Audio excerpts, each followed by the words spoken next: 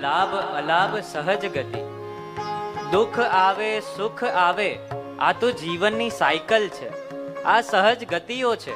તાહી ન મરીએ રોય, એની પાછળ રડવાનું, એને પકડીને રાખવાનું કોઈ અર્થ જ નથી. જેમ હમણાં સમર ચાલી રહ્યું છે, એની પછી મોન્સૂન આવશે, વર્ષા ઋતુ આવશે, એની પછી પાછું બીજું ઋતુ આવશે.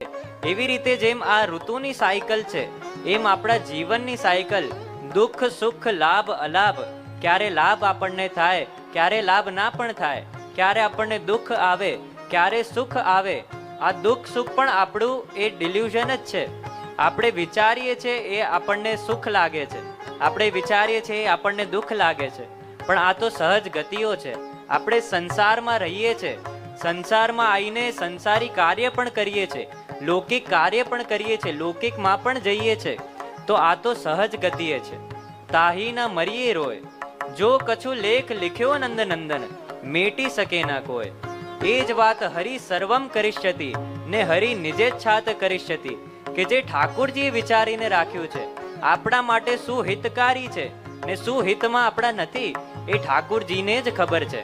ને જે એમને લેખ લખીને રાખ્યું છે એ કોઈ બીજું મિટાઈ નથી શકતું.